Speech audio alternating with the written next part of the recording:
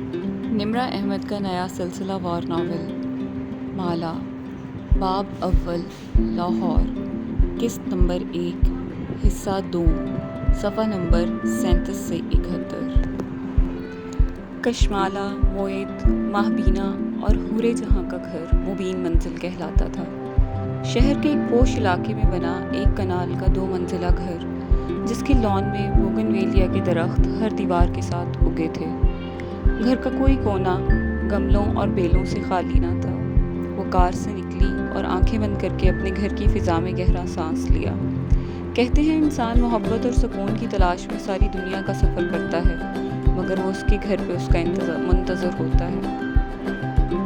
سلیم get بند کر کے اس طرف آیا تو اس نے کیف کی طرف اشارہ کیا، جو کار ٹرنک سے اس کا سامان نکال رہا تھا۔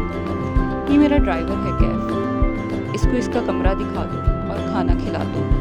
پھر وہ آگے آئی، داخلی دروازہ کھولا۔ سامنے راہداری تھی جو لاؤنج میں کھلتی تھی۔ برسوں پرانی عادت تھی، سے معلوم تھا جب وہ راہداری کا کونا مڑے گی تو ایک تخت نظر آئے گا۔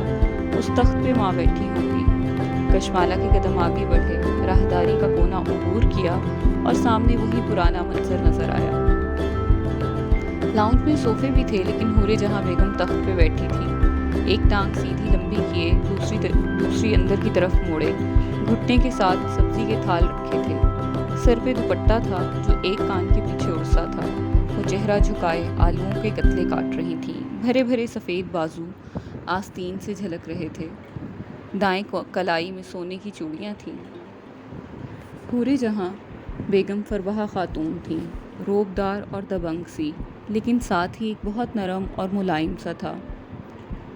ان میں چہرہ سفید گلابی سا تھا، ناک میں ہیرے کی لونگ تھی، سبز آنکھوں کے گرد جھریاں تھیں، پیشانی اور کلموں سے سفید بال جھلکتے تھے۔ بڑھتی عمر نے ان کے حسن کو گہنایا نہیں تھا، بلکہ مزید باوقار کر دیا تھا۔ آہٹ پہ انہوں نے سر اٹھا کے دیکھا، چہرہ کھل اٹھا، سبز آنکھوں میں رونق دوڑ گئی۔ میری بیٹی آ گئی۔ چھری ایک طرف رکھی، گھٹنوں پہ ہاتھ رکھ کے پیروں سے زمین پہ جوتے تلاش کیے کہ فربہا خاتون تھیں، جھک نہیں سکتی تھیں۔ تب تک وہ ان کے قریب آ پہنچی تھی۔ میری پیاری ماں، اس نے پرس ایک طرف پھینکا اور جھک کے ان کے گلے سے لگ گئی۔ ماں نے اس کا چہرہ دونوں طرف سے چوما۔ ان کے چہرے پہ اتنی خوشی تھی کہ بیان سے باہر۔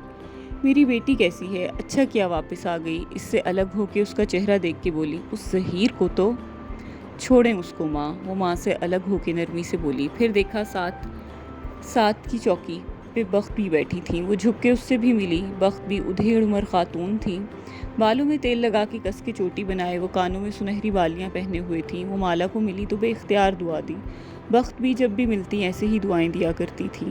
بخت بی بی کتنے برسوں سے ان کی ملازمہ تھیں، اب تو مالا کو گنتی ہی بھول گئی تھی۔ بس اتنا یاد تھا کہ اس کا شوہر مرا تو وہ 5 بچوں کے ساتھ ان کے سرونٹ کوارٹر میں آئی تھی۔ اب اس کے بچے جوان ہو کے اس آشیانے سے اڑ چکے تھے۔ ایک بیٹا سلیم چوکیدار بھی تھا اور سودا سلف بھی لاتا تھا۔ باقی بیٹیوں کی شادی ہو گئی، لیکن بخت بی بی اور ماں کا ساتھ قائم تھا۔ سفر ٹھیک گزرا؟ راستے میں متلی تو نہیں ہوئی؟ وہ ماں کے کندھے سے سر ٹکائے بیٹھی تھی اور وہ اس کے بال کان کے پیچھے اڑس رہی تھی۔ نہیں ماں، ڈرائیور ساتھ لائی ہوں۔ تبھی راہداری میں آہٹ ہوئی۔ ماں نے چونک کے دیکھا، کیف ہاتھ میں ٹوکری کے لیے کھڑا تھا۔ وہ سیدھی ہو کے بیٹھی۔ پلانٹس کہاں رکھوں؟ میاں تم کون ہو اور اندر کہاں چلے آ رہے ہو؟ حور جہاں بیگم کے ماتھے پہ بل پڑے، 2 انگلیوں سے اشارہ کیا، پیچھے۔ سوری، وہ اس حملے کے لیے تیار نہیں تھا۔ متذبذب سا چند قدم پیچھے ہوا۔ میں کیف جمال ہوں، کشمالہ بی بی کا ڈرائیور۔ تمہاری بی بی نے تمہیں بتایا نہیں کہ ڈرائیور گھروں کے اندر نہیں آتے؟ اور پیچھے 2 انگلیاں جھٹک کے کہا۔ سوری، وہ ناسمجھی کے انداز میں مزید پیچھے ہوا۔ کشمالہ نے مسکرا کے آنکھوں سے اشارہ کیا۔ کیف نے ٹوکری وہیں رکھی اور تیزی سے باہر نکل گیا۔ یہ کیا تم رنگ برنگے ڈرائیور رکھتی رہتی ہو؟ ماں نے خفگی سے اسے دیکھا۔ وہ بے اختیار ہنس دی۔ باجی یہ ڈرائیور تو نہیں لگتا۔ بخت بھی لاؤنج کی دیوار گیر کھڑکی کو دیکھ رہی تھی۔ وہاں کیف سلیم کے ساتھ جاتا دکھائی دے رہا تھا۔ یہ میرا اسسٹنٹ بھی ہے ماں، بتایا تھا نا، میں نیا بزنس سیٹ کرنے لگی ہوں۔ ماں کی سبز آنکھوں میں افسوس سا ابھرا۔ تعصب سے سر ہلایا۔ کیا کرو گی اتنا پیسہ کما کے مالا؟ اور یہیں پہ ماں اور اس کا اختلاف شروع ہوتا تھا۔ ماں، یہ 21ویں صدی ہے، عورت صرف پیسے کے لیے کام نہیں کرتی، اسے اپنا بھی کچھ چاہیے ہوتا ہے تاکہ اس کی سینٹی برقرار رہے، وہ خود کو گھر کے چولہے میں ضائع نہ کرے، حور جہاں بیگم کی طرح۔ ماں کے کان کے پاس شرارت سے جھکی، ان کی آنکھوں میں خفگی اتری۔ پرے بدتمیز، تمہیں کیا لگتا ہے میں نے خود کو ضائع کیا؟ سر جھٹک کے چھری اٹھا لی اور کھٹ کھٹ آلو کے ٹکڑے کرنے لگیں۔ اب پروٹوکول ختم تھا، مالا اب پرانی ہو چکی تھی، ماں اس سے زیادہ بچوں کو پروٹوکول دینے کی عادی نہیں تھی۔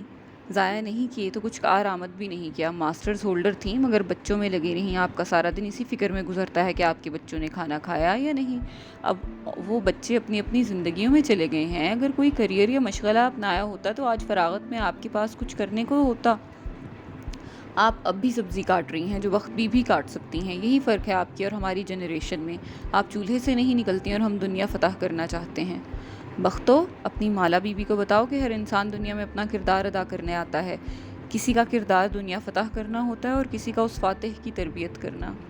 مگر مالا مسکرا کے شانے اچکا کے اٹھ گئی۔ اگر آپ نے 30 سال پہلے کوئی بزنس شروع کیا ہوتا تو آج آپ بھی ایک بزنس وومن ہوتی، کبیرہ تائی کی طرح۔ ماں نے اپنی چپل کی تلاش میں پیر زمین پہ مارا، وہ ہنستی ہوئی بیگ اٹھا کے اپنے کمرے کی طرف چلی گئی۔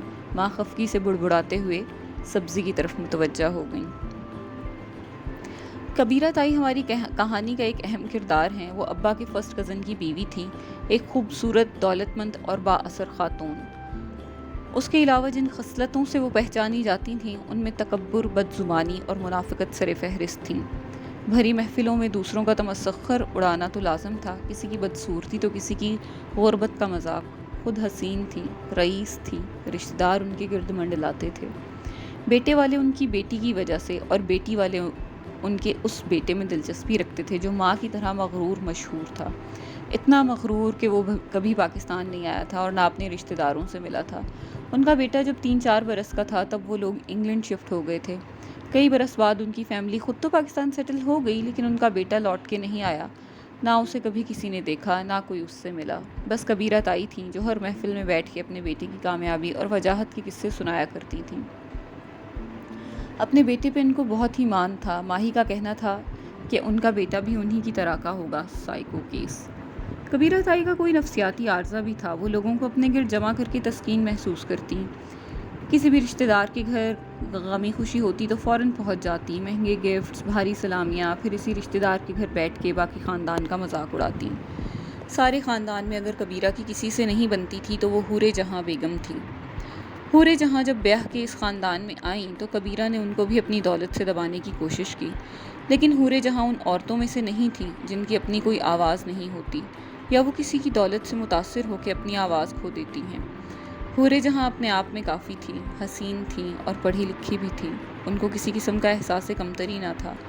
پہلی دفعہ جب بھری محفل میں انہوں نے کبیرہ کو کسی کا تمسخر اڑاتے اور خاندان والوں کو مسکرا کے سنتے دیکھا تو ٹوک دیا، دیکھو کبیرہ، سب کی صورت شکل اللہ نے بنائی ہیں، جو خوبصورت ہیں ان کی خوبصورتی ہی نہیں ان کا امتحان ہوتا ہے، ایسے غرور نہ کیا کرو، اللہ کو یہ نہیں پسند۔ ایسا کئی موقعوں پہ ہوا، یہاں تک کہ ایک محفل میں جب کبیرہ اپنی نند کا ذکر کرتے ہوئے کچھ کہنے لگیں تو حورِ جہاں پہ کہتے ہوئے اٹھ گئیں کہ میں ایسی محفل میں نہیں بیٹھوں گی جہاں کسی کا مذاق اڑایا جائے، میں نے اللہ کو جواب دینا ہے۔ محفل میں دوسرے لوگ بھی دبی دبی آواز میں بولنے لگے، آہستہ آہستہ سب تتر بتر ہو گئے۔ وہ کبیرہ جس کے آگے سارا خاندان بچ جاتا تھا، اس کو 4 سدہ کے عام سے گھرانے کی ہاؤس وائف ٹوک کے اٹھ گئی تھیں۔ کبیرہ بیگم کی ایسی توہین کسی نے کبھی نہیں کی تھی۔ معید کا کہنا تھا کہ یہ اتنی بڑی بات نہیں تھی، لیکن کبیرہ تھوڑی سائیکو بھی تھیں۔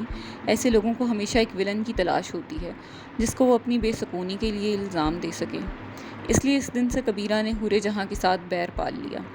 ایسے چند واقعات اور بھی ہوئے۔ تب کبیرہ انگلینڈ میں رہتی تھیں، وہاں بیٹھ کے بھی سارے پاکستان کی خبر رکھتیں، سال میں 3-4 چکر بھی لگا لیتیں۔ انہوں نے خاندان میں مشہور کرنا شروع کر دیا کہ حورِ جہاں ان سے جلتی ہے۔ 1-2 الزام بھی لگائے ماں پر۔ کوئی 9-2 سال پرانی بات ہے جب کبیرہ اور ماں کا اسی طرح ایک محفل میں پھر سے ٹاکرا ہو گیا۔ کبیرہ نے کسی کی بے عزتی کی اور ماں نے سب کے سامنے اس غریب رشتہ دار کی سائیڈ لی۔ اس دن کے بعد کبیرہ اور ماں کی بول چال ختم ہو گئی۔ دوبارہ محفلوں میں ایک دوسرے کو جب بھی دیکھا ماں پھر بھی سلام کر لیتی، لیکن کبیرہ گھمنڈ اور نفرت سے منہ موڑ کے گزر جاتی، جیسے سنا ہی نہیں۔ ماں ہی ماں کو منع کرتی تھیں، وہ جواب نہیں دیتی تو آپ کیوں سلام کرتی ہیں؟ لیکن ماں بڑے ہی سکون سے کہتی کہ دیکھو اللہ نے ہم پہ سلام فرض کیا ہے، بیٹھ کے گپے مارنا فرض نہیں کیا، میں بس اتنا کر رہی ہوں جتنا میرے اوپر فرض ہے۔ اب اتنے برس ہو گئے تھے، کبیرہ پاکستان واپس آ گئیں، لیکن دونوں کے تعلقات بحال نہیں ہوئے تھے۔ کبیرہ کا نام اب ان کے لیے ایک مذاق تھا، مالا ماں کو تنگ کرنے کے لیے ان کا نام لیتی، ماہی کو جب کسی انسان کو شدید برا کہنا ہوتا تو اس کو کبیرہ سے ملا دیتی۔ اور رہا معید، تو جب اس کی ماہی سے لڑائی ہوتی تو وہ کہتا پہلے زمانے میں میل ہوتی تھی، اب ای میل ہوتی ہے، ایسے ہی پہلے زمانے میں کبیرہ تھی اور اب ای کبیرہ ہوتی ہے، اور وہ تم ہو ماہی۔ وہ فریش ہو کے کمرے سے نکلی تو معید کچن کے دروازے پہ کھڑا سیب کھا رہا تھا۔ اسے دیکھ کے ہنس دیا۔ پھر کیسا مذاق کیا ظہیر نے آپ کے ساتھ؟ وہ قریب آیا اور بند مٹھی اس کی طرف بڑھائی۔ مالا نے ہنس کے اپنی بند مٹھی اس کی مٹھی سے ٹکرائی۔ بدتمیز۔ پھر سر سے پیر تک معید کو دیکھا۔ اپنی سناؤ، ماں کو ٹائم دیتے ہو یا فون پہ اپنی دوسری ماؤں کے ساتھ لگے رہتے ہو؟ وہ چھینپ گیا۔ میری ماں اس وقت صرف جنرل سرجری ہے، اوکے؟ معید نکلتے ہوئے قد کا نوجوان تھا، کلین شیو، ماتھے پہ کٹے ہوئے بال، ماہی جیسی بھوری آنکھیں، چہرے پہ ہر وقت سجی مسکراہٹ اور کانوں میں ہینڈز فری۔ وہ جنرل سرجری میں ٹریننگ کر رہا تھا۔ گھر اس کے لیے ایک ہوٹل کی طرح تھا جہاں وہ صرف سونے آتا تھا۔ یہ باہر تمہارا ڈرائیور ہے؟ معید نے سیب کی بائٹ لیتے ہوئے سرسری سا پوچھا۔ اف، یہ سوال کیا تھا؟ اگر کیف جمال یونیفارم پہن لیتا یا اتنا خوش شکل نہ ہوتا۔ ایک تو سب کو میرے ڈرائیور سے کیا مسئلہ ہے؟ وہ چڑی نہیں تھی نا، اسے غصہ آیا، بس اس تکرار سے تھک گئی تھی۔ مسئلہ نہیں ہے بابا، میں تو کہتا ہوں مجھے بھی اپنا ڈرائیور رکھ لو، بڑا اسکوپ ہے اس کام کا۔ وہ سیب کھاتے ہوئے آگے بڑھ گیا۔ اس کے پاس گھر والوں کے لیے بس اتنا وقت ہوتا تھا۔ وہ واپس کمرے میں آ گئی کیونکہ لاؤنج میں بیٹھی ماں اور بخت بی کی سرگوشیاں صاف سنائی دے رہی تھیں۔ باجی، مالا بی بی کی شادی کر دیں، پہلے تو ان کے سر پہ ریسٹورینٹ سوار ہوتا تھا، شکر ہے وہ قصہ ختم ہوا۔ اسے ہنسی آ گئی۔ بخت بی کو اس کی ٹریجڈی میں بھی امید کی گرد نظر آئی تھی۔ تمہاری مالا بی بی ہی نہیں مانتی، ورنہ خاندان میں کس نے رشتہ نہیں مانگا؟ حسن بھی آزمائش ہے بخت بی بی۔ مالا مسکراتے ہوئے کمرے میں آ گئی۔ اسے اس ذکر کی اتنی عادت تھی کہ اب فرق نہیں پڑتا تھا۔ یہ نہیں تھا کہ اسے کسی حسین ترین مرد سے شادی کرنی تھی، نہیں، بس وہ ذہین ہو، اس کے کام کو سپورٹ کرے، کم از کم ویسا ہو جیسی وہ خود ہے، اور یہ ساری خوبیاں اس کے رشتہ داروں کے بیٹوں میں ایک ساتھ نہیں تھیں۔ کھڑکی کے پردے ہٹائے تو لان نظر آیا۔ کیف گیٹ کے ساتھ بنے گارڈ روم کے باہر کرسی ڈالے گود میں لیپ ٹاپ رکھے ٹائپ کر رہا تھا۔ اس نے مالا سے کہہ رکھا تھا کہ وہ اپنا بزنس پلان پر کام کر رہا ہے، اس لیے جب وہ فارغ ہوگا اپنا کام کرتا رہے گا۔ مالا کو ظاہر اعتراض نہیں تھا، البتہ اس نے نوٹ کیا کہ سلیم ساتھ والی کرسی پہ بیٹھا دلچسپی سے کیف کو دیکھ رہا تھا۔ دونوں بات بھی کر رہے تھے، خیر اسے کیا، وہ وہاں سے ہٹ گیا۔ یہ کمپیوٹر آپ کا اپنا ہے؟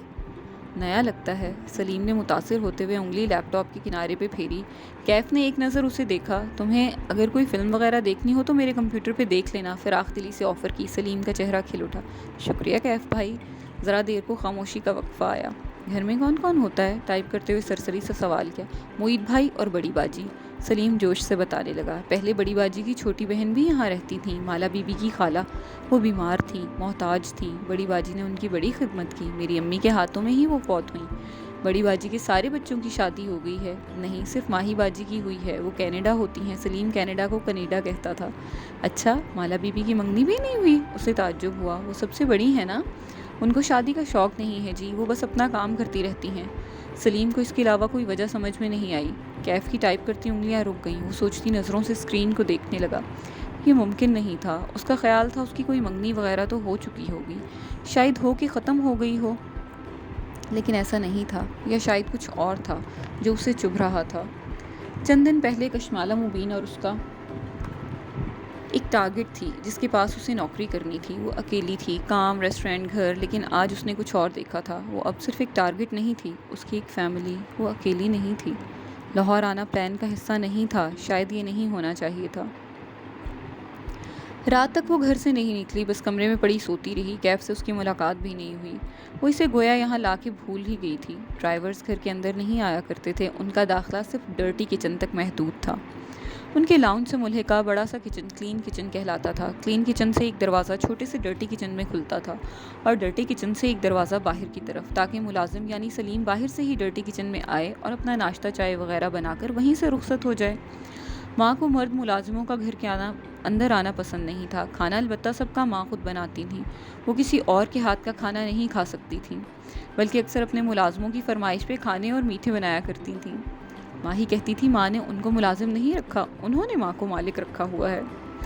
بخت بھی اور سلیم کا کمرہ بیسمنٹ میں تھا۔ بیسمنٹ کی سیڑھیاں گھر کے باہر سے تھیں تاکہ ملازموں سے پرائیویسی رہے۔ انہوں نے کیف کو بھی بیسمنٹ میں ایک کمرہ دے دیا تھا جسے اس نے چپ چاپ قبول کر لیا۔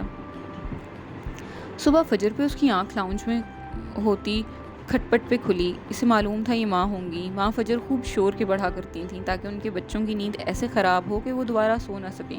اسلام آباد میں نمازیں آگے پیچھے ہو جایا کرتی تھیں، لیکن لاہور میں مجال تھی کہ ایسا ہو۔ وہ نماز پڑھ کے جائے نماز پہ بیٹھی اور سوچا کہ کیا دعا مانگے۔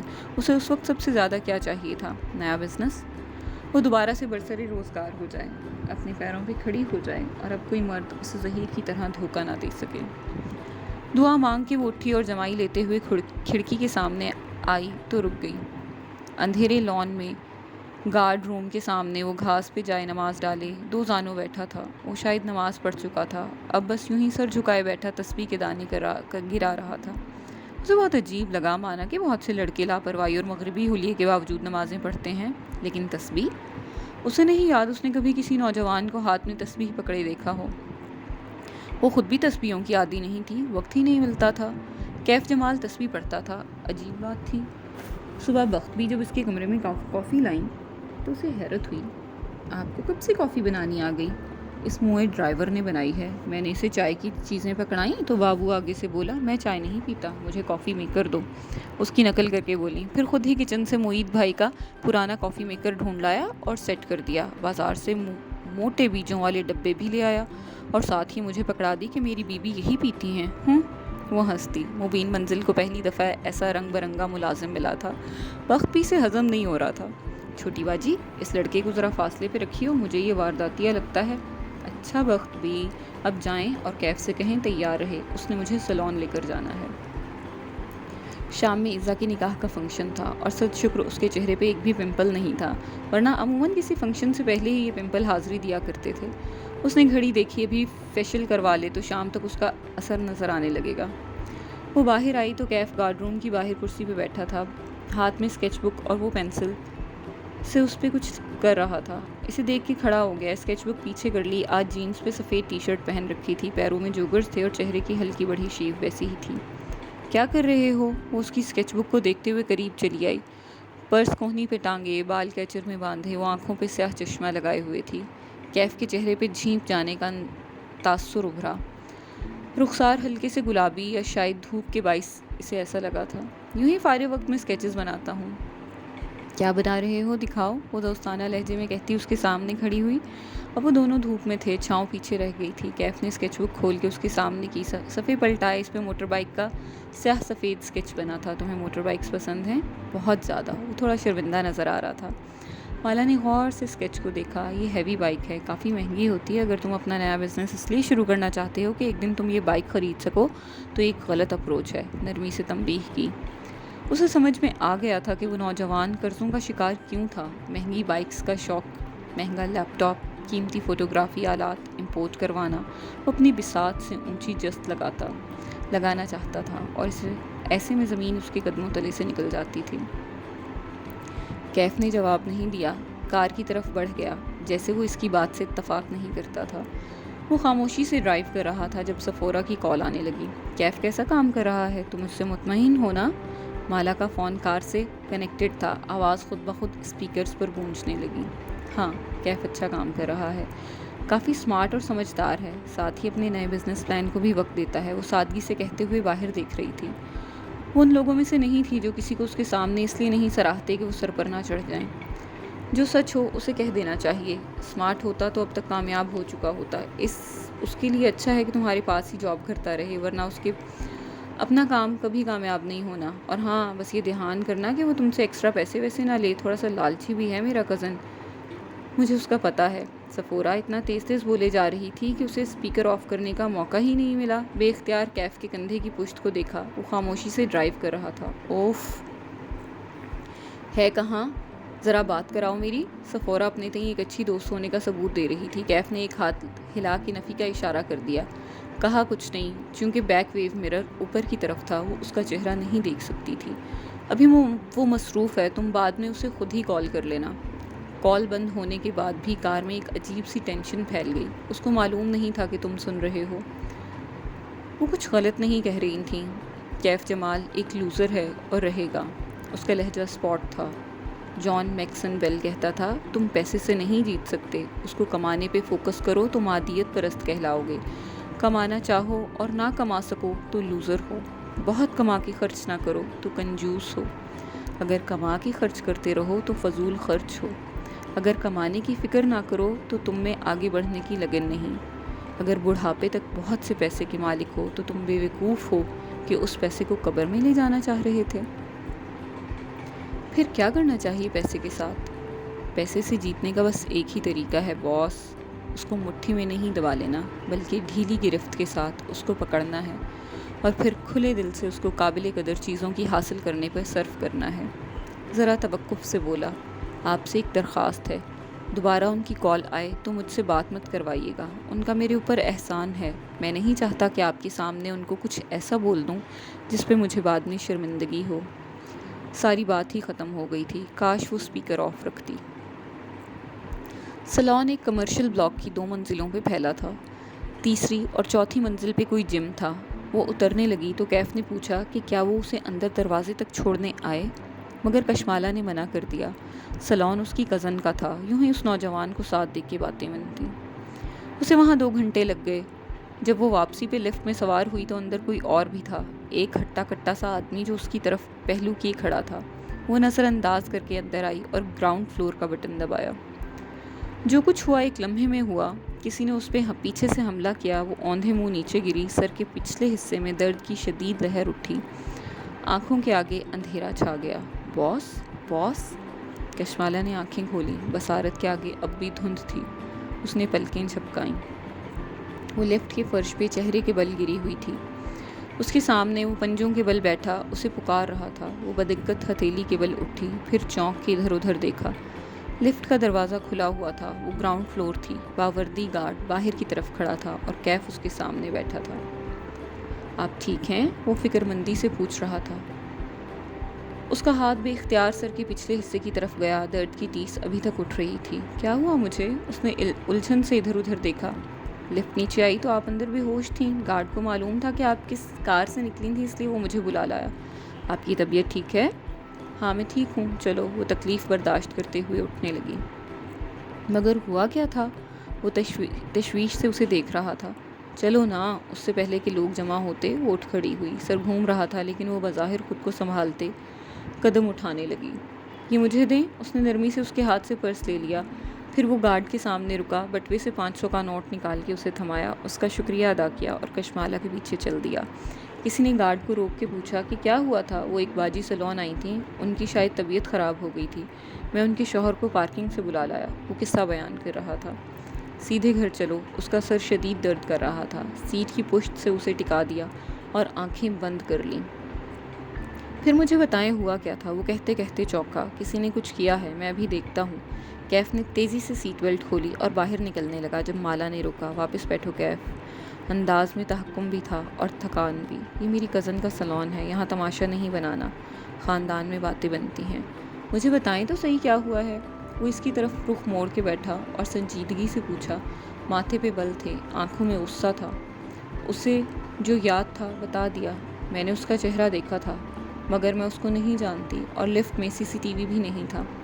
لفٹ کے باہر تو ہوگا، مجھے دیکھنے تو دیں، میرا کیا فائدہ آپ کو اگر میں یہ چیزیں مینج نہیں کر سکتا؟ اسے غصہ آ رہا تھا۔ یہ طے تھا کہ وہ نہ پولیس رپورٹ درج کروائے گی نہ شور ڈالے گی۔ میں نے کہا نا یہاں تماشا نہیں بنانا، گھر چلو، وہ تھکان سے بولی۔ سر میں شدید درد ہو رہا تھا، اس آدمی نے اسے بہت زور سے مارا تھا۔ ٹھیک ہے، مگر میں واپس آؤں گا اور آپ کا نام لیے بغیر ان کے ریکارڈ ضرور نکلواؤں گا۔ ایسے کیسے کوئی آپ پر حملہ کر سکتا ہے؟ وہ ڈرائیو کرتے ہوئے برہمی سے کہہ رہا تھا۔ اس نے پہلی دفعہ کیف کو غصے میں دیکھا تھا۔ جیسے وہ میرے گھر میں خون پھینکواتا ہے، ایسے ہی وہ مجھ پر حملہ بھی کر سکتا ہے۔ اس نے اپنا چہرہ نہیں ڈھانپا ہوا تھا، اس لیے میرا نہیں خیال کہ وہ آپ کا تعقب کار تھا، کوئی کرائے کا آدمی ہوگا۔ مگر اس نے ایسا کیوں کیا؟ وہ سوچتے ہوئے کہہ رہا تھا۔ 1 منٹ، اپنا پرس چیک کریں، کچھ مسنگ تو نہیں ہے؟ اس کا ذہن ابھی تک شل تھا۔ وہ جو اتنے عرصے سے صرف ایک وہم لگتا تھا وہ آج حقیقت بن کے سامنے آ گیا تھا۔ ایسے میں اس کا پرس خیال ہی نہیں آیا تھا۔ اس نے پرس کھولا اور اندر سے ایک ایک چیز نکال کے دیکھنے لگی۔ موبائل، بینک کارڈز، کیش، سب ویسا ہی تھا۔ البتہ ایک چیز وہاں ایسی بھی تھی جو اس کی نہیں تھی۔ اس نے میرے بیگ میں کچھ رکھا ہے، وہ تعجب سے بولی تو کیف نے بیک ویو مرر کا رخ ٹھیک کیا اور اس کے عکس میں مالا کو دیکھا۔ وہ ایک سلور رنگ کا لائٹر الٹ پلٹ کر دیکھ رہی تھی۔ کوئی میرے بیگ میں سگریٹ لائٹر کیوں رکھے گا؟ مجھے دکھائیں، کوئی ریکارڈنگ ڈیوائس بھی ہو سکتی ہے۔ لیکن وہ نہیں سن رہی تھی۔ وہ لائٹر کی نچلی سائڈ کو اوپر اٹھائے کچھ دیکھ رہی تھی۔ وہ مجھے اپنے نام بتانا چاہتا ہے۔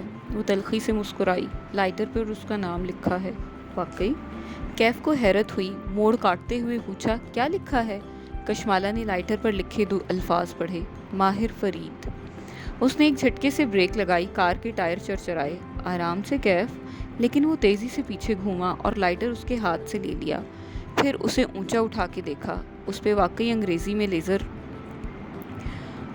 لیزرنگ سے ماہر فرید لکھا تھا۔ کیف کا حلق خشک ہونے لگا۔ ناممکن! بالآخر مجھے میرے تعاقب کار کا نام معلوم ہو گیا ہے۔ کیف نے چہرہ اٹھا کر اسے دیکھا۔ اس کا چہرہ گلابی سا ہو رہا تھا۔ سبز آنکھوں میں الجھن تھی، ناسمجھی تھی۔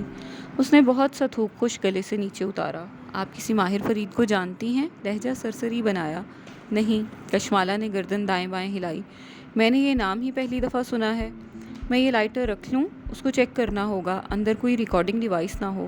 کشمالہ نے اس بات میں سر ہلا دیا۔ وہ واپس کار سٹارٹ کرنے لگا، البتہ اس کے چہرے کی رنگت اڑی اڑی سی تھی۔ گھر کے پورچ میں جب وہ کار سے نکلی تو وہ دیکھ سکتی تھی کہ وہ پریشان لگ رہا تھا۔ سفورہ تمہارے بارے میں غلط تھی۔ جو لوگ پیسے کے لالچی ہوتے ہیں وہ گارڈز کو ٹپ نہیں دیتے۔ وہ چونکا۔ اس حالت میں بھی وہ نوٹ کر گئی تھی۔ وہ پھیکا سا مسکرایا۔ آپ نے پیٹرول کے جو پیسے دیے تھے اس میں سے دیا تھا۔ اس کے جانے کے بعد کیف کے تاثرات بدلے، چہرے پر برہمی آئی۔ اس نے فون نکالا اور وائٹ ہیئر کی چیٹ کھولی۔ تم میرے ساتھ کوئی ڈبل گیم کھیل رہے ہو؟ یہ حرکت تمہاری یا تمہارے آدمیوں کی ہے نا؟ انگلیاں تیزی سے ٹائپ کر رہی تھیں۔ وہ شدید بے بسی محسوس کر رہا تھا۔ اس شام مبین منزل میں گہمی کا عالم تھا۔ سب شادی میں جانے کی تیاری کر رہے تھے۔ معید کسی باتھ روم سے چلاتا اپنے کپڑے مانگ رہا تھا۔ ماں خود تخت پہ بیٹھی تھیں، بالوں میں صبائی ہیئر ڈائی لگایا تھا۔ وہ سفید نہیں، گہرے بھورے لگ رہے تھے۔ گرے رنگ کا کامدار جوڑا پہنے وہ کلائیوں میں سونے کے کنگن پہن رہی تھیں۔ لمبے بال کھلے تھے، بخت بھی ان میں کنگھی پھیر رہی تھیں۔ سامنے گاؤ تکیے پہ ان کا موبائل کھڑا رکھا تھا۔ اس پہ ماہی نظر آ رہی تھی۔ وہ کچن کاؤنٹر کے پیچھے کھڑی تھی، ایپرن پہنے، چھوٹے بالوں کی پونی بنائے۔ وہ پہلوؤں پہ ہاتھ رکھے تفتیشی نظروں سے انہیں دیکھ رہی تھی۔ ایئر رنگز دکھائیں مجھے، کینیڈا سے حکم آیا۔ ماں نے چہرہ ترچھا کر کے ایک کان دکھایا۔ ماہی نے ماتھے کو چھوا۔ اوف ماں، یہ کیا 1910 والے کانٹے پہن لیے ہیں؟ وہ گرے سٹونز والے ٹاپس کہاں ہیں جو میں لبرٹی سے لائی تھی؟ کہاں رکھے ہیں؟ ماں سر جھکائے اپنے جویلری باکس میں سے ڈھونڈنے لگیں۔ ماہی کا حکم وہ نہیں ٹالا کرتی تھیں۔ جویلری باکس کا سب سے نچلا خانہ دیکھیں۔ ماہی کو یاد تھا، اسے ماں کی ہر چیز یاد رہتی تھی۔ ٹاپس وہیں تھے۔ ماں نے انہیں نکال کے اونچا کیا۔ وہ واقعی بہت حسین تھے۔ سونے کے کانٹے اتار کے انہیں کانوں میں پہنا تو چہرے کا وقار مزید بڑھ گیا۔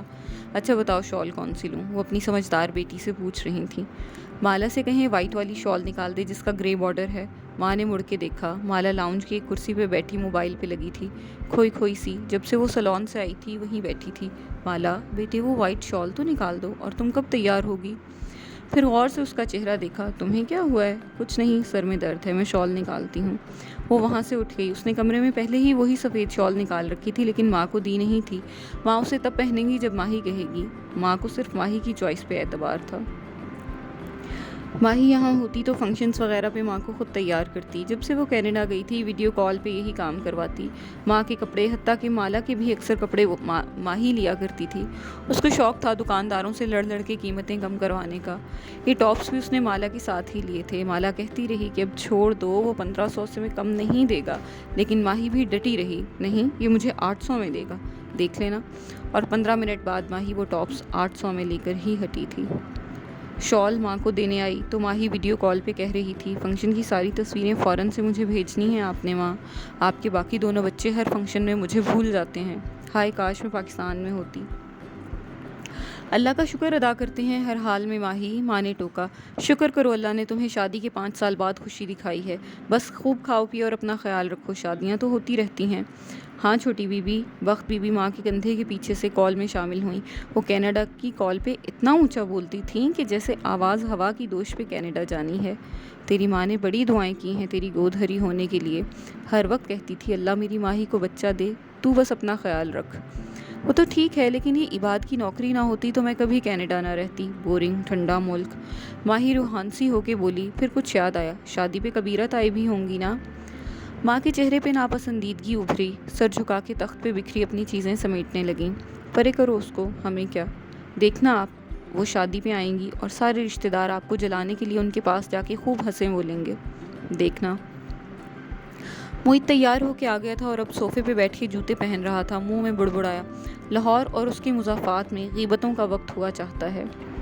ماہی اس بات کا کرارا سا جواب دیتی، لیکن اسے کچھ نظر نہیں آیا تھا۔ اسکرین پہ چہرہ قریب کیا اور تفتیشی انداز میں سوال کیا، یہ باہر لان میں کون ہے؟ ماہی کی تیز نظریں ماں کے پیچھے کھڑکی پہ جمی تھیں۔ ماں نے ایک نظر کھڑکی کو دیکھا جہاں لان میں موبائل پہ لگا کیف ٹہلتا نظر آ رہا تھا۔ اپنی بہن سے پوچھو، وہی ساتھ لائی ہے؟ ماں نے مالا کو فون پکڑا دیا اور خود گھٹنوں پہ ہاتھ رکھ کے اٹھیں۔ ان کا رخ کمرے کی جانب تھا، ابھی انہوں نے جوتے پہننے تھے۔ میرا ڈرائیور ہے اور اسسٹنٹ بھی۔ مالا نے فون تھام لیا۔ ماہی بڑی دلچسپی سے دیکھ رہی تھی۔ ذرا قریب سے دکھاؤ اس کی شکل۔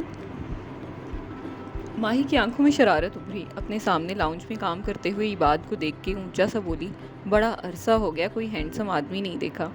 عباد پہ اثر نہیں ہوا، لیپ ٹاپ سے نظریں ہٹائے بغیر بولا، آئینہ دیکھ لو، خود بھی تم کسی مرد سے کم نہیں لگ رہی۔ ماہی کی ہنسی غائب ہوئی، چہرہ سرخ ہوا۔ سنو تم لوگ شادی اٹینڈ کرو، میں ابھی آتی ہوں۔ اس نے فون بند کر دیا۔ برٹش کولمبیا میں اب جنگ عظیم چھڑنے والی تھی۔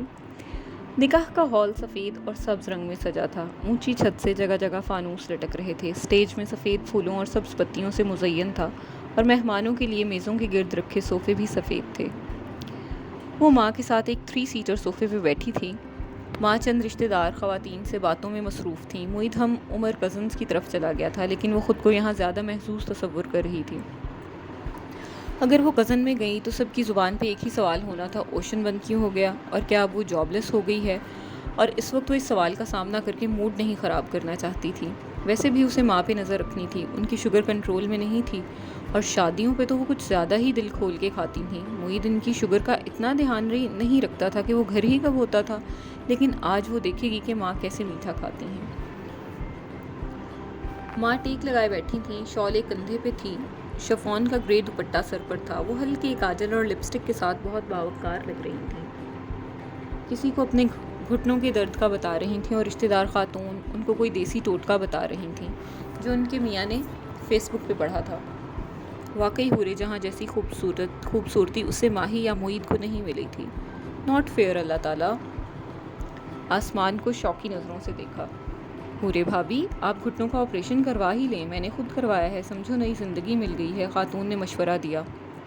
ماں کا نام حورے جہاں تھا، حور کے نیچے زیر تھی، اسے حورے جہاں پڑھتے تھے، اسی لیے بہت سے رشتہ دار ان کو اب بھی حورے کہتے تھے۔ نہ بابا نہ، میں نے نہیں کروانا آپریشن۔ ماں نے ناک سے مکھی اڑائی۔ انسان کبھی پیچھے کو نہیں پلٹ سکتا، اب جیسے ہیں گھٹنے ویسے ٹھیک ہیں۔ ماں کے کان میں سرگوشی کی۔ آپ نے مجھ سے وعدہ کیا ہے نا کہ آپ میٹھا نہیں کھائیں گی؟ آپ صبح آپ کی فاسٹنگ شروع 140 تھی، نرمی سے تنبیہ کی۔ ماں دوسری جانب جھک کے ان خاتون سے کسی بہت اہم موضوع پہ بات کرنے لگیں، یوں ظاہر کیا جیسے مالا کی بات سنی ہی نہ ہو۔ دفتن ساتھ بیٹھی مومانی کسی کو دیکھ کے اٹھ کھڑی ہوئیں۔ کشمالا نے نظریں اوپر اٹھائیں۔ سامنے نگینہ آنٹی کھڑی تھیں، وہ جو اس روز اسلام آباد میں اپنے بیٹے کے ساتھ ماموں کے پورشن میں آئی تھیں۔ انہوں نے سفید سلک کا ڈریس پہن رکھا تھا، سر پر دوپٹہ تھا۔ وہ مسکرا کے پہلے مومانی سے ملیں، پھر ماں سے۔ ماں ان کو دیکھ کے خوش ہوئیں، اپنے پاس صوفے پہ جگہ دی۔ تم کب آئیں دبئی سے؟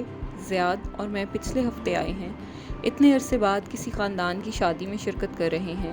یہ کون سی والی بیٹی ہے تمہاری ماشاءاللہ سے؟ انہوں نے مسکرا کے مالا کی طرف دیکھا تو وہ بھی مسکرا دی۔ میں کشمالا ہوں، مجھ سے چھوٹی ماہی کینیڈا ہوتی ہے۔ ارے ہاں، تم اسلام آباد ہوتی ہو نا، ہم تمہارے ماموں کی طرف گئے تھے اس دن۔ نگینہ آنٹی نے مومانی کی طرف دیکھا۔ پتہ چلا تم سو رہی ہو، ورنہ ضرور ملاقات ہوتی۔ جی مجھے پتہ چلا تھا، وہ مسکرا کے بولی۔ زیاد کیسا ہے، کیا کر رہا ہے آج کل؟ ماں رسماً نگینہ بیگم سے پوچھنے لگیں۔ زیاد رائٹر ہے، کتابیں لکھتا ہے، ساتھ ایک ڈیجیٹل مارکیٹنگ فرم میں بہت اچھی جاب کر رہا ہے، مگر بڑے عرصے سے کچھ لکھا نہیں۔ کہتے ہوئے نگینہ آنٹی کی آواز میں اداسی گھل گئی۔ مالا کی متلاشی نظریں سارے میں گھومیں اور پھر وہ اسے نظر آ ہی گیا۔ وہ کچھ مردوں کے ایک گروپ کے ساتھ کھڑا تھا، ٹال، ڈارک اینڈ ہینڈسم، سیاہ بالوں کو جل سے پیچھے کیے۔ وہ دوسرے کزنز کی طرح کرتے شلوار میں ملبوس تھا۔ اس وقت وہ سنجیدگی سے کسی کی بات کا جواب دے رہا تھا۔ دن کی روشنی میں زیادہ جاذب نظر تھا۔ اس کی منگنی کی تھی تم نے کچھ عرصہ پہلے، کوئی مسئلہ ہوا تھا پھر؟ ماں کو یاد آیا۔ بظاہر دوسری طرف دیکھتی کشمالہ کے کان کھڑے ہو گئے۔ بس بھابھی کیا بتاؤں، اس کی منگیتر کی ایکسیڈنٹ میں ڈیتھ ہو گئی۔ وہ زیاد کی اپنی پسند تھی، اس نے دل پہ بہت بوجھ لے لیا۔ 1.5 سال ہو گیا ہے اس بات کو، اب میرا بیٹا شادی کا نام ہی نہیں لیتا۔ نگینہ بیگم دور نظر آتے اپنے بیٹے کو دیکھ کے اداسی سے بولی۔ ماں بھی افسوس سے خاموش ہو گئی۔ حورے بھابھی آپ اتنی نیک ہیں۔ انہوں نے ماں کے گھٹنے پہ ہاتھ رکھا۔ آپ میرے زیاد کے لیے دعا کریں، وہ اس ٹراما سے نکل آئے اور نئی زندگی شروع کرے۔ کیوں نہیں نگینہ، میں ضرور دعا کروں گی، ماں نے خلوص سے کہا۔ ایک بلند آواز کانوں میں پڑی تو کشمالہ نے چونک کے نظریں گھمائیں۔ سبززار کے انٹرنس پر ایک اونچا نسوانی قہقہا گونجا تھا۔ اس بات کا غماز تھا کہ کبیرہ بیگم پہنچ چکی تھیں۔ یہ طے تھا کہ وہ ہر فنکشن پہ جان بوجھ کے دیر سے آتی تھیں تاکہ ہر نظر ان کی طرف اٹھے، اور واقعی وہ اتنی خوبصورت تھیں کہ ایسا ہی ہوتا تھا۔ آج بھی وہ داخلی دروازے پہ چند خواتین کے جمگھٹے میں کھڑی اونچے قہقہے لگاتے ہوئے سب کی توجہ گھیر رہی تھیں۔ نیلے رنگ کی سلیو لیس ساڑی میں ملبوس تھیں، کانوں اور گردن میں چمکتے ہوئے ڈائمنڈز پہن رکھے تھے۔ بال بوائے کٹ میں کٹے تھے، اگر لمبے رکھتیں تو زیادہ خوبصورت لگتیں، لیکن وہ جانتی تھیں کہ تائی بال چھوٹے کیوں رکھتی ہیں، اس کی بھی ایک مضحکہ خیز وجہ تھی۔ اب وہ چلتی ہوئی باری باری مہمانوں سے ملتی جا رہی تھیں، اپنی طرف بڑھتے ہاتھوں کو غرور سے ذرا سا ملا کے چھوڑ دیتی۔ ممانیس ان رشتہ داروں میں سے تھیں جن کی کبیرہ تائی سے بہت بنتی تھی۔ وہ ان کو دیکھ کے اٹھ کھڑی ہوئیں اور نگینہ سے بولی، آپ نے نہیں ملنا کبیرہ سے؟ نہیں تابندہ، میرا کبیرہ سے کوئی رشتہ نہیں، البتہ میرا حورے جہاں بھابھی سے رشتہ ہے۔ اگر کبیرہ حورے جہاں بھابھی سے ملنے خود نہیں آ سکتی تو میں کیوں جاؤں اس سے ملنے؟ پھر چہرہ موڑ کے ماں کو دیکھا۔ ہاں تو آپ کیا کہہ رہی تھیں؟ سادہ دو ٹوک انداز، ممانی پہ تو گھڑوں پانی پڑ گیا۔ کشمالہ اندر ہی اندر مسکرا دی۔ کوئی تو رشتہ دار ہے جو ماں کا ساتھ دے رہا ہے، ورنہ سب کبیرہ کی دولت کی چمک دمک سے اتنا متاثر تھے کہ ان کے گرد مکھیوں کی طرح بھن بھناتے تھے۔ ماہی کے میسیجز آ رہے تھے، تصویریں بھیجو۔ اس کے فون کی بیٹری کم تھی اور وہ بیٹری پیک کار میں بھول آئی تھی۔ اس نے کیف کو کال کی اور اسے بیٹری پیک لانے کو کہا۔ کیف جب سفید پھولوں سے سجے وسیع ہال میں آیا تو اسے سامنے ہی نظر آ گئی، صوفوں پہ خواتین کے ایک گروپ میں بیٹھی۔ وہ ٹانگ پہ ٹانگ جمائے بس مسکراتے ہوئے سب کی باتیں سن رہی تھی۔ اس نے آف وائٹ کامدار ڈریس پہن رکھا تھا، بال چہرے کے ایک طرف ڈالے ہوئے تھے، کانوں میں بڑے بڑے سلور جھمکے نظر آ رہے تھے۔ اس کا سادہ چہرہ تھا، جلد اعتبار کرنے والا۔ آنکھیں ذہین تھیں لیکن چالاک نہیں تھیں، ایسی آنکھیں جو مہربان ہوتی ہیں، شک نہیں کرتی، انتقام نہیں لیتی، وہ لوگوں کی اچھائی پہ نظر رکھتی ہیں، اور وہ ایسی لڑکی کو دھوکہ دے رہا تھا۔ کیف کے چہرے پہ قرب ابھرا، اس کا دل برا ہونے لگا۔ ایک لمحے کے لیے اس کا دل چاہا کہ اسے ایک کونے میں لے جائے اور اس کو بتائے کہ اس سے بڑی غلطی ہو گئی تھی۔ وہ جھوٹ اور دھوکے کے ساتھ مالا کی زندگی میں شامل ہوا تھا۔ اب بھی وقت تھا، وہ سب کچھ کلیئر کر سکتا تھا، اس سے معافی مانگ سکتا تھا۔ وہ اس مہربان لڑکی کو بتانا چاہتا تھا کہ کسی کے پاس اس کی تصویر ہے اور وہ اسے نقصان پہنچانا چاہتا ہے، اور وہ کوئی عام شخص نہیں ہے، وہ ایک سائیکوپیتھ ہے۔ کوئی عام شخص ایسی البم نہیں بناتا۔ مالا نے اسے دیکھ لیا تھا، وہ صوفے سے اٹھ کھڑی ہوئی۔ کیف نے بیٹری پیک اس کی طرف بڑھا دیا، بولا کچھ نہیں، وہ یہ سب اسے نہیں بتا سکتا تھا، اس کی اپنی مجبوریاں تھیں۔ سچ بولنا جھوٹ بولنے سے زیادہ تکلیف دہ تھا۔ تھینک یو کیف، وہ بیٹری پیک پکڑتے ہوئے مسکرائی۔ وہ دونوں ایک پھولدار ستون کے ساتھ آمنے سامنے کھڑے تھے۔ میں سیلون گیا تھا، میں نے آپ کا نام نہیں لیا۔ جم کے کیمرے کا رزلٹ بہت مدھم تھا، آپ کے بتائے حلیے کا شخص لفٹ میں سوار ہوا تھا اور واپس جم میں ہی اتر گیا تھا، لیکن اس کی شکل واضح نہیں ہے۔ میں نے فوٹیج آپ کو ای میل کی ہے۔ کیا فائدہ، میں اس کو نہیں پہچانتی تھی۔ آر یو شیور، آپ کسی ماہر فرید کو نہیں جانتی؟ اس نے لہجے کو سرسری سا بنایا۔ کشمالہ نے کندھے اچکا دیے۔ جو آج ہوا ہے وہ اچھا نہیں ہوا، یہ دوبارہ بھی ہو سکتا ہے۔ پولیس تک آپ نہیں جانا چاہتی، اس لیے آئندہ آپ میرے بغیر کبھی کہیں نہیں جائیں گی، میں قریب رہوں گا۔ کیف اسے غور سے دیکھتے ہوئے کہنے لگا، لیکن مجھے لگ رہا ہے کہ آپ نے مجھے سب کچھ نہیں بتایا۔ آپ پولیس تک کیوں نہیں جانا چاہتی؟ کچھ ہے جو آپ اپنے تعاقب کار کے بارے میں جانتی ہیں؟ آواز دھیمی کی۔ دیکھیں، میں آپ کا باڈی گارڈ ہوں، آپ کو مجھ پہ اعتبار کرنا ہوگا۔ اگر آپ کچھ بھی اور جانتی ہیں تو مجھے بتا دیں، کچھ بھی ایسا جو ابھی تک آپ نے مجھے نہیں بتایا۔ وہ چند لمحے اسے دیکھتی رہی، پھر ایک قدم آگے ہوئی۔ فنکشن کے شور اور ہنگامے میں ان کی آواز دور نہیں جا سکتی تھی۔ کشمالہ نے آواز سرگوشی میں بدل دی۔ میں صرف اتنا جانتی ہوں کہ ایک آدمی کے پاس میری ایک تصویر ہے۔ اس تصویر کی بیک پر لکھا ہے پورے جہاں کی بیٹی کشمالہ، اور وہ آدمی مجھے نقصان پہنچانا چاہتا ہے۔ کشمالہ سرگوشی کر کے پیچھے ہو گئی اور کیف کے لیے ایک دم ساری دنیا برف ہو گئی۔ وہ جہاں تھا وہیں جم گیا، ٹھنڈا اور ساکت۔ آپ یہ کیسے جانتی ہیں؟ اور کون آدمی ہے وہ بدقت بول پایا۔ کشمالہ گردن موڑ کے دوسری جانب دیکھنے لگی۔ میں اس سے زیادہ کچھ نہیں جانتی۔ وہ واپس صوفوں کی طرف چلی گئی۔ وہ برف کا مجسمہ بنا وہیں کھڑا رہ گیا۔ وہ کس کھیل کا حصہ بن گیا تھا؟ یہاں سب اس سے زیادہ جانتے تھے۔ ماں گھٹنوں کی وجہ سے اٹھ نہیں سکتی تھیں، اس لیے وہ کھانا لگنے پہ بفے ٹیبل پہ چلی آئی تاکہ ماں کے لیے کھانا ڈال سکے۔ شادیوں کا مزہ ماں ہی کے ساتھ آتا تھا۔ تصویریں بنانا، اپنی میز پہ بیٹھ کے لوگوں اور کھانے پہ تبصرے کرنا، کس نے کیا پہنا ہے ڈسکس کرنا، ماہی کے بغیر سارے فنکشنز بے رونق تھے۔ وہ پلیٹ میں کھانا ڈال رہی تھی جب عقب میں نگینہ آنٹی کی آواز سنائی دی۔ وہ کسی سے کچھ کہتے ہوئے پلیٹ اٹھا رہی تھی۔ مالا کا سارا وجود کان بن گیا۔ بظاہر وہ سر جھکائے کھانا نکالتی رہی، پھر پلٹی تو دیکھا نگینہ آنٹی کے ساتھ ان کا بیٹا تھا جسے وہ کوئی ہدایات دے رہی تھیں۔ انہوں نے بھی اسی وقت اسے دیکھا۔ اسے دیکھ کے مسکرا دیں، پھر جیسے خیال آیا، کشمالہ تم زیاد سے ملی ہو؟ اس نے زیاد کو دیکھا اور زیاد نے اس کو۔ یہ وہی تھا، بھورے کرتے والا، ٹال، ڈارک اینڈ ہینڈسم۔ چہرے پہ سادگی اور مسکراہٹ تھی۔ ایک تو کچھ مردوں کو اتنا اچھا لگنے کی اجازت نہیں ہونی چاہیے۔ بظاہر رسمی انداز میں مسکرائی۔ کیسے ہیں آپ؟ خوشی ہوئی آپ سے مل کے۔ مجھے بھی۔ پھر ماں کو دیکھا۔ ہم انہی کے گھر گئے تھے نا؟ جیسے یاد کروایا۔ وہ آہستہ بولتا تھا، نرمی اور شائستگی سے۔ وہ ان کے ماموں کا گھر تھا، لیکن کشمالہ وہیں رہتی ہیں؟ زیاد نے ہوں کہہ کے سر ہلا دیا۔ گفتگو دم توڑ گئی۔ وہاں کھڑا رہنا آکورڈ لگتا تھا۔ وہ ان سے معذرت کر کے ماں کی پلیٹ لیے میز پہ واپس آ گئی۔ کھانا کھل چکا تھا اور سب اس وقت کھانے میں مگن تھے۔ اس نے ماں کے سامنے پلیٹ رکھی۔ انہوں نے ایک اچٹتی نگاہ پلیٹ میں موجود لوازمات پہ ڈالی جیسے دلچسپی نہ ہو، پھر چہرہ ادھر ادھر گھمایا۔ کیف ابھی تک وہیں کھڑا تھا۔ ماں نے دور سے اسے اشارہ کیا، لڑکے ادھر آؤ، تحکم سے 2 انگلیوں سے بلایا۔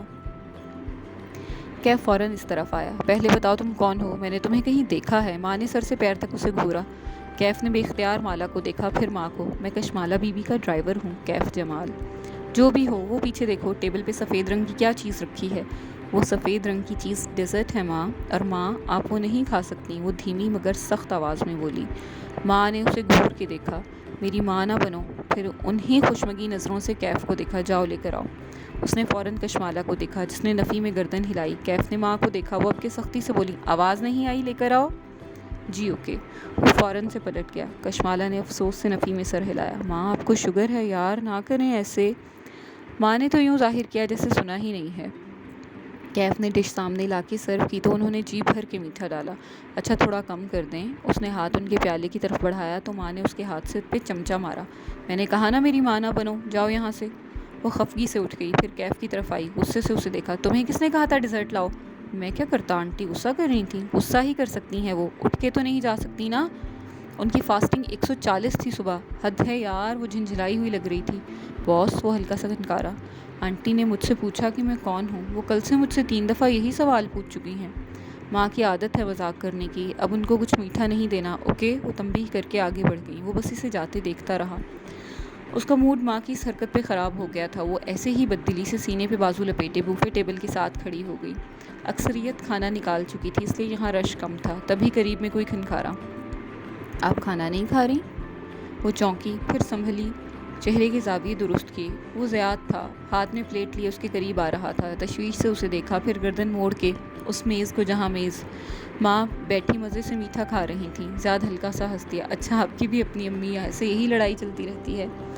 کشمالہ نے افسوس سے ماں کی طرف دیکھا۔ میں ان کے گھٹنے کی سرجری کروانا چاہتی ہوں، شوگر کنٹرول نہیں ہوگی تو سرجری کیسے ہوگی؟ اس کا ایک ہی حل ہے، وہ سنجیدگی سے بولا، پھر اپنی پلیٹ اس کی طرف بڑھائی۔ 2 منٹ یہ پکڑیں۔ کشمالہ نے ناسمجھی کے انداز میں پلیٹ پکڑی۔ زیاد گھوم کے بوفے ٹیبل کی دوسری طرف گیا، ایک پیالہ چمچہ اٹھایا اور واپس آیا۔ اب وہ ڈش سے میٹھا پیالے میں نکال رہا تھا۔ وہ مسکرا دی۔ اس کا حل یہ ہے کہ آپ پریشان نہ ہوں اور کچھ کھا لیں۔ وہ پیالہ لے کر مسکراتا ہوا اس کے سامنے آیا، اسے پیالہ تھما دیا اور اپنی پلیٹ واپس لی۔ تھینک یو، مگر میں میٹھا نہیں کھاتی۔ اس نے پیالہ رکھا نہیں، پکڑے کھڑی رہی، لیکن اسے میٹھا نہیں پسند تھا، سو یہ طے تھا کہ وہ نہیں کھائے گی۔ اچھا؟ وہ حیران ہوا، اپنی پلیٹ سے چاولوں کا چمچہ بھرا۔ اس دن تو آپ ٹیرس پہ براؤنیز کھا رہی تھیں۔ اف، اس نے اسے دیکھ لیا تھا؟ اچھا، مجھے یاد نہیں۔ کندھے بے نیازی سے اچکا دیے، پھر بات بدلنے کو بولی، آپ کیا لکھ رہے ہیں آج کل؟ زیاد نے گہری سانس لے کر سر جھکا دیا۔ وہ چمچے سے چاول ادھر ادھر مکس کرنے لگا۔ میں آج کل رائٹر بلاک کا شکار ہوں۔ پاکستان آیا تھا کہ یہاں بیٹھ کے شاید کچھ لکھ سکوں، لیکن نہیں لکھ پا رہا۔ کیا لکھنا چاہ رہے ہیں آپ؟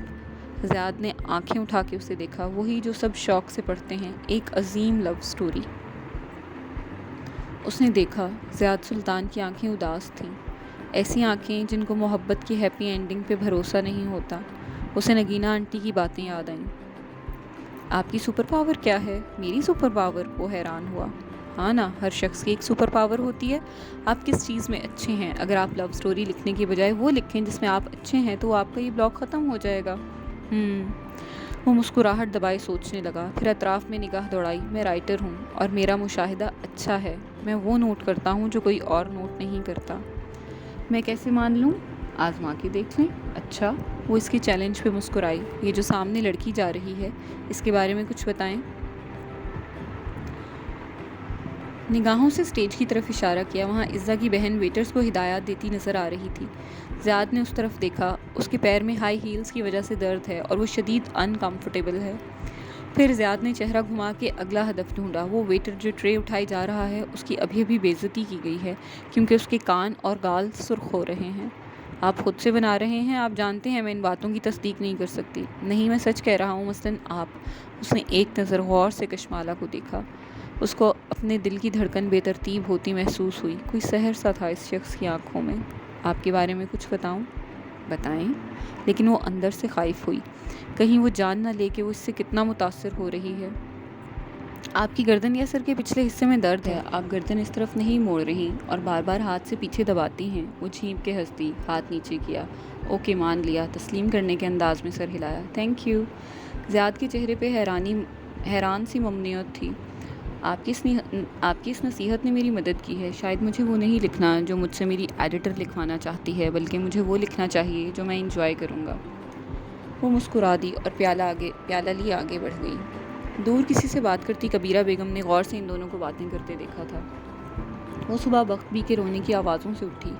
پہلے کچھ دیر تو بستر میں لیٹی، پلکیں جھپک جھپک کے چھت کو دیکھے گئی۔ جب سے کام کرنا چھوڑا تھا، دن رات کا کوئی حساب نہیں تھا۔ ایک عجیب سی مایوسی ذہن پہ چھائی تھی۔ کام کرنے والی لڑکی کے لیے فارغ گھر بیٹھنا بہت مشکل تھا۔ خیر، آج وہ اپنے بزنس پلان پہ کام شروع کرے گی۔ ایک آئیڈیا آیا تھا اس کے ذہن میں۔ وہ بالوں کو جوڑے میں لپیٹتی باہر آئی تو بخت بھی آنسو بہاتے ہوئے حورے جہاں بیگم کو اپنی بیٹی کا قصہ سنا رہی تھیں۔ وہی روایتی کہانی، شوہر کام نہیں کرتا، نشہ کرتا ہے، سارا دن گھر میں پڑا رہتا ہے اور بیٹی کو مارتا ہے۔ بخت بھی، اس نے پیچھے سے بخت بھی کے دونوں کندھوں پہ ہاتھ رکھا اور سر جھکا کے نرمی سے تسلی دی۔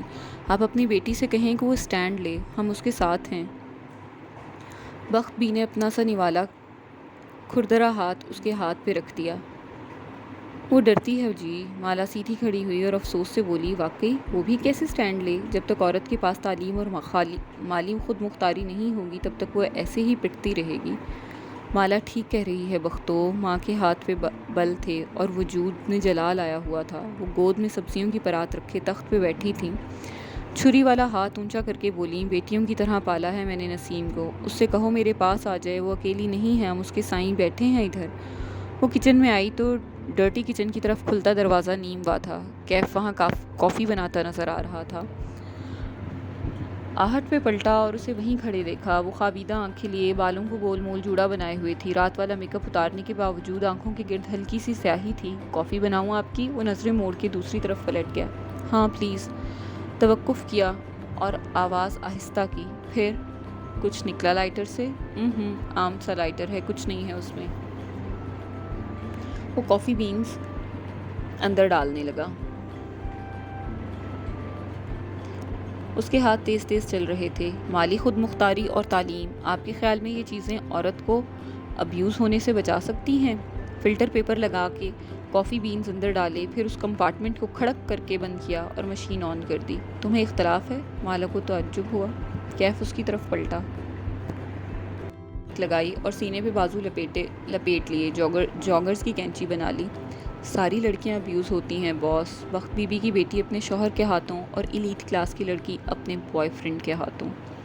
یہ دونوں باتیں مختلف ہیں۔ کافی میکر سے پانی ابلنے کی آواز آ رہی تھی، سارے میں کافی کی خوشبو پھیل گئی تھی۔ ایک ہی بات ہے، غریب کی لڑکی چائے دیر سے لائے تو شوہر کا موڈ خراب ہوتا ہے، وہ اس کو مارتا ہے۔ امیر کی لڑکی پارٹنر کے ساتھ ڈرگز نہ کرے تو پارٹنر کا موڈ خراب ہو جاتا ہے، اس کو خوش رکھنے کے لیے وہ ڈرگز پہ لگ جاتی ہے۔ دونوں ابیوز ہوتی ہیں، غریب لڑکی بھی اور امیر پڑھی لکھی لڑکی بھی۔ تو وجہ کیا ہے؟ وجہ یہ ہے باس کہ کسی نے عورتوں کو نہیں سکھایا کہ مردوں کے ساتھ کیسے رہنا ہے، اور کسی نے مردوں کو نہیں سکھایا کہ عورتوں کے ساتھ کیسے رہنا ہے۔ کافی گرم مگ اس کی طرف بڑھایا۔ انٹرسٹنگ، خیر آج جیولرز کی طرف چلنا ہے، گولڈ لینا ہے، چند دن ٹھہر جائیں۔ وہ اب اپنی کافی کے لیے فریش بینز ڈال رہا تھا۔ تولہ بھی 1,17,000 کا ہے، ایک ہفتے میں یہ 90,000 تک کا گرے گا۔ تمہیں کیسے پتا؟ کیف نے شانے اچکائے۔ مجھے پتا ہوتا ہے۔ چلیں آپ کی اطلاع کے لیے مجھے یہ بھی معلوم ہے کہ گولڈ گرنے والا ہے، میں نے خریدنے نہیں بیچنا ہے۔ کچھ برکس ہیں میرے پاس گولڈ کی، ان کو بیچ کے نیا کام شروع کرنا ہے۔ اسی اثناء میں بخت بھی کچن میں داخل ہوئی، ایک نظر درمیانی دروازے کو دیکھا جو کھلا تھا اور پھر دوسری خوشمگی نظر کیف پہ ڈالی۔ تمہارا کام ختم ہو گیا ہے تو کھڑے کیوں ہو؟ کیف نے اپنا مگ اٹھاتے ہوئے فریج کی طرف اشارہ کیا۔ میں کشمالہ بی بی سے کہہ رہا تھا کہ پتہ نہیں کون ناسمجھ ہے جو ڈبل روٹی کو فریج میں رکھ دیتا ہے، حالانکہ فریج میں رکھنے سے ڈبل روٹی جلدی خراب ہوتی ہے، اس کو ہمیشہ باہر روم ٹمپریچر پر رکھتے ہیں، معصومیت سے کہہ کے اپنا مگ لیے باہر نکل گیا۔ بخت بی نے پیر پٹخا۔ میں بتا رہی ہوں مالا باجی، یہ ڈرائیور کم اور وارداتیہ زیادہ لگتا ہے مجھے۔ وہ دل کھول کے ہنستی۔ تبھی فون پہ ماہی کی کال آنے لگی۔ وہ بھی اپنا مگ لیے پچھلے دروازے کی طرف چلی گئی تاکہ لان میں جا کے تسلی سے ماہی سے بات کر سکے۔ یہاں بات کرتی لاؤنج میں ماں تک آوازیں جاتی، کل کی شادی کیسے رہی؟ تم لوگوں نے مجھے واپس آ کے فون ہی نہیں کیا۔ ماہی الگ ناراض تھی۔ تھک گئے تھے نا رات میں، اب سناتی ہوں سارے قصے۔ وہ پچھلی گیلری میں مگ لیے آگے بڑھ رہی تھی، کیف بھی وہیں جا رہا تھا۔ آہٹ پہ رک کے ایک طرف ہو گیا، اس کے لیے راستہ چھوڑ دیا۔ پہلے یہ بتاؤ زیاد کا کیا سین ہے؟ ماں بڑا ذکر کر رہی تھیں اس کا، کیسا ہے وہ؟ ماہی کا لہجہ تفتیشی تھا۔ مالا مسکرا دی۔ زیاد فون کان اور کندھے کے درمیان لگائے وہ آگے جا رہی تھی، لمبا، ڈارک اینڈ ہینڈسم۔ وہ آگے نکل گئی اور کیف چبھتی ہوئی نظروں سے اسے دور جاتے دیکھتا رہا۔ صرف ٹال اور ڈارک تھا، ہینڈسم کہاں سے تھا وہ؟ ہاں، منہ میں بڑبڑایا۔ اگلا آدھا گھنٹہ وہ لان میں بیٹھی کافی پیتے ہوئے ماہی کو ساری شادی کا قصہ سنائے گئی۔ کس نے کیا پہنا، کون کون آیا، کون پہلے ملا اور کون نہیں ملا، اور ماہی کا فیورٹ سوال، کھانے میں کیا تھا؟ کال بند ہوئی تو اس نے دیکھا ماں اب لان میں چلی آ رہی تھیں۔ ماں اس وقت پودوں کی دیکھ بھال کرتی تھیں۔ اپنے فربہا وجود کے ساتھ اب وہ قدم قدم چلتے ہوئے بوگن ویلیا کی درختوں کا معائنہ کر رہی تھیں۔ ہاتھ میں تسبیح تھی جس کے دانے ساتھ ساتھ گر رہے تھے۔ ادھر آؤ، ماں کی نظر اس پہ پڑ گئی جو گارڈ روم کے ساتھ کرسی پہ بیٹھا لیپ ٹاپ پہ لگا تھا۔ 2 انگلیوں سے اشارہ کر کے بلایا۔ کیف نے پہلے دائیں بائیں دیکھا، پھر اور کوئی نہیں تھا، وہ اسے ہی بلا رہی تھیں۔ پھر لیپ ٹاپ رکھ کے اٹھا اور سیدھا ان کی طرف آیا۔ کیا نام ہے تمہارا؟ کیف جمال۔ کب سے تم نے پودوں کو پانی نہیں دیا؟ تنخواہ کس بات کی لیتے ہو؟ ابھی لگا دیتا ہوں۔ اب کیوں؟ شام میں یا صبح میں دیتے ہیں پانی؟ وہ بڑبڑا کے پودوں کی طرف مڑ گئیں۔ وہ متذبذب سا کھڑا رہا، جائے یا رکا رہے۔ وہ جو مسکرا کے یہ سب دیکھ رہی تھیں اٹھ کے ان کی طرف آ گئی۔ ماں، سلیم لگا دے گا پودوں کو پانی، کیف کو اپنے کام کرنے ہوتے ہیں، اس کو جانے دیں۔ ماں نے سنا نہیں، ہاتھ پہلوؤں پہ رکھے پودوں کا جائزہ لیتے ہوئے برہمی سے بولی، ویسے یہ ظہیر انتہائی ناشکرا آدمی ہے۔ اف ماں، اس کا کیا ذکر یہاں، وہ کراہی۔ پرسوں 4 سدہ سے گڑ آیا تھا، میں نے اسے بھجوایا، کل اس کو مل بھی گیا، لیکن مجال ہے کہ اس نے شکریہ کا فون کیا ہو۔ مالا کا دماغ بھگ سے اڑ گیا، وہ ساکت رہ گئی۔ واٹ؟ ماں، آپ نے ظہیر کو گڑ بھجوایا ہے؟ وہ تینوں بوگن ویلیا کی گلابی پھولوں والے درخت کے ساتھ کھڑے تھے۔ کیف خاموشی سے باری باری دونوں کو دیکھ رہا تھا۔ کیوں؟ ہمیشہ بھیجتی ہوں، اب نیا کیا ہے؟ وہ چڑچڑی لگ رہی تھیں۔ کشمالہ مبین کو جلدی غصہ نہیں آیا کرتا تھا، وہ یا تو ہنس دیتی یا تحمل سے بات بدل دیا کرتی تھی، یا اس جگہ سے اٹھ جایا کرتی تھی، لیکن یہ اس کی برداشت سے باہر تھا۔ اس کا چہرہ سرخ ہونے لگا۔ ماں، آپ نے یہ کیا کیا؟ وہ کیا سوچے گا؟ اسے یقین نہیں آ رہا، اس کو شکریہ کہنے کی توفیق پھر بھی ماں آپ میرے ساتھ ایسا کیسے کر سکتی ہیں؟ آپ کو میرے کام کی نہیں سمجھ میں آتی، مان لیا، لیکن میری عزت بے عزتی کا خیال تو کرنا تھا نا۔ اچھا شرمندہ کروایا ہے آپ نے مجھے۔ اس کی آنکھیں بھیگنے لگیں۔ اس آدمی نے میرے ساتھ اتنی بڑی زیادتی کی اور آپ اس کو گڑ بھیج رہی ہیں؟ وہ سمجھے گا میں اس کی منت کر رہی ہوں اب۔ ماں نے خفا نظر اس پہ ڈالی اور سر جھکا لیا کسی معصوم بچے کی طرح جس کی چوری پکڑی گئی ہو۔ پھر کیف سے آہستہ سے بولی، میری ٹانگیں درد کر رہی ہیں، مجھے ادھر کرسی لا دو۔ مالا پیر پٹک کے اندر چلی گئی۔ کمرے میں آ کے اس نے دروازہ بند کر دیا اور وہ جو اتنے دنوں سے آنسو روکے ہوئے تھے وہ ایک دم بہنے لگے۔ بے روزگاری کا احساس، بیکار ہونے کا گلٹ، تاریک نظر آتا مستقبل، راکھ ہوا کریئر۔ وہ اتنے سالوں سے اپنا کماتی اور خرچ کرتی آئی تھی، وہ کسی پہ بوجھ نہیں تھی، لیکن اگر اس کا نیا کام نہ چلا تو وہ اپنے بلز خود نہیں بھر سکے گی۔ کیسی بے بسی ہوگی یہ۔ سب کچھ ایک دم سے حواسوں پر سوار ہوا۔ وہ بیڈ پہ بیٹھتی روتی رہی۔ ماں کو کبھی اس کا کام سمجھ میں نہیں آتا تھا، بس معید کی ڈاکٹری ان کو کوئی کام لگتا تھا، باقی مالا اور ماہی کی پڑھائی تو بس شغل تھی جیسے۔ اسے ماں پہ بیک وقت غصہ بھی آ رہا تھا اور اپنی بے بسی پہ رونا بھی۔ ماں کے ساتھ مسئلہ کیا تھا؟ خواہ ان کو سب کو سوغاتیں بھیج کے اچھا بننے کا شوق تھا۔ وہ اٹھی اور اپنا بیگ پیک کرنے لگی۔ وہ آج ہی اسلام آباد واپس جا رہی تھی، بس یہ طے تھا۔ کیف کی کال آ رہی تھی، اس نے غصے میں کاٹ دی۔ وہ دوبارہ کال کرنے لگا۔ اس نے جھنجھلا کے کال اٹھائی۔ باہر آئیں، آپ سے بات کرنی ہے۔ اس کا لہجہ سنجیدہ تھا۔ اس نے آنسو رگڑ کے پونچھ ڈالے۔ آج یہ بھی اس سے کچھ سنے گا۔ وہ باہر آئی تو ماں لان میں کرسی پہ بیٹھی تھیں، سر جھکائے موبائل پہ بٹن دبا رہی تھیں۔ وہ ان کو نظر انداز کر کے پورچ کی طرف آ گئی جہاں اوپر جانے کا بیرونی زینہ بنا تھا۔ وہاں کیف کھڑا تھا، ریلنگ سے ٹیک لگائے، ایک جوگر زمین پہ اور ایک جوگر اوپری سینے پہ رکھے، سینے پہ بازو لپیٹے۔ وہ اس کا منتظر تھا۔ ادھر آ کے بیٹھیں اور میری بات سنیں۔ اس کی روئی روئی گلابی آنکھیں دیکھ کے سنجیدگی سے بولا۔ سامنے ایک خالی کرسی رکھی تھی۔ وہ ناک سے کوڑ کے گیلی سانس اندر کھینچتی کرسی پہ آ بیٹھی، ٹانگ پہ ٹانگ جمائی۔ کیا مسئلہ ہے؟ لہجہ سخت تھا۔ میں ابھی سن رہا تھا جو آپ اپنی ماں سے کہہ رہی تھیں۔ وہ کھنکھارا۔ کشمالہ کے ماتھے پہ شکنیں ابھریں۔ کیف، تم اپنے کان اور منہ بند کرنا سیکھو۔ مجھے بالکل پسند نہیں ہے کہ تم میرے گھر کی باتیں سنو یا ان پر تبصرہ کرو۔